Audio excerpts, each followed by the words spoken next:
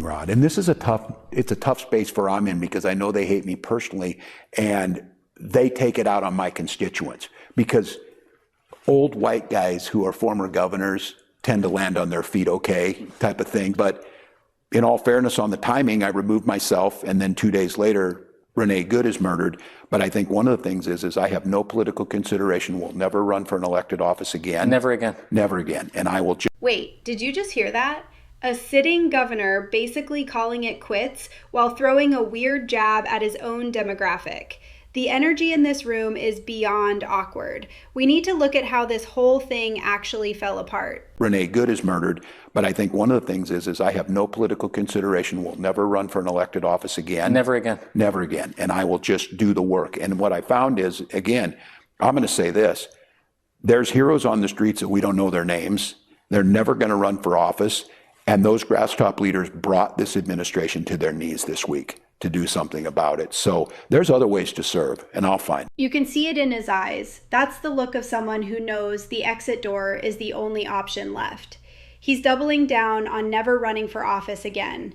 But look at the phrasing. He mentions that old white guys who are former governors tend to land on their feet. It feels less like a humble retirement and more like a defensive shield. Why bring up race and age in that specific moment? It's almost like he's trying to preemptively deflect the criticism coming his way regarding the state's current situation. If you look at the interviewer's face, there's a brief moment of, did he really just say that?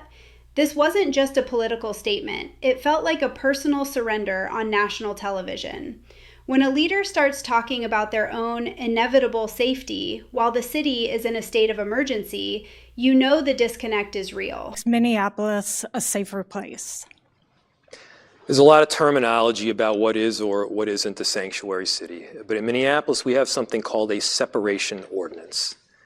And what that ordinance states is that we do not work on immigration enforcement. We do not cooperate with federal agencies around immigration enforcement.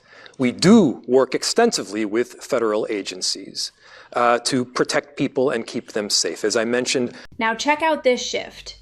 We go from the governor checking out to the mayor trying to explain why the city won't cooperate with federal agents.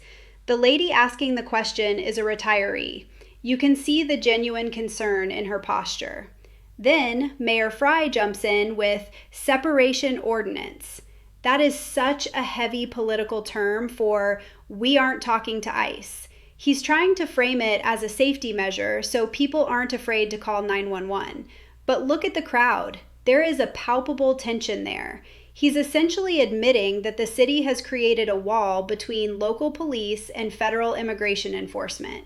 It's a bold strategy to defend in a room full of people who feel like the system is currently failing them. The way he emphasizes protecting residents while the state police are simultaneously being deployed to crack down on agitators is a massive contradiction you can't ignore. I had a very good meeting with Attorney General Ellison,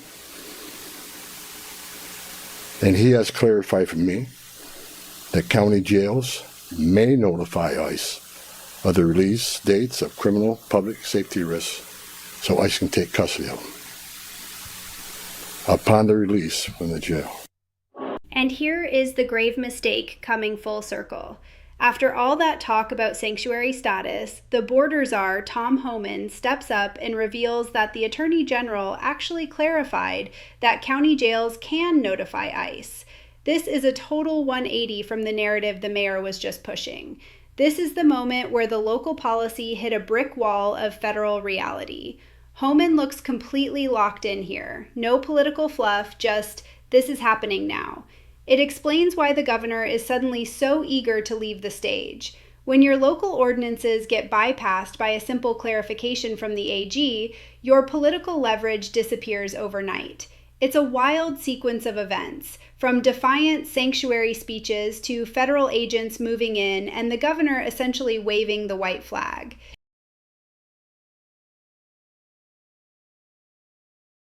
It all leads back to this headline, never again. Usually, politicians leave the door a tiny bit open, but this was a total shutdown. Seeing the progression from the policy failures to this final announcement shows a complete collapse of a political administration. It's a massive lesson in what happens when local policy and federal enforcement collide. What do you think? Was this a graceful exit or a total self-destruction? Drop a comment below and let's talk about it.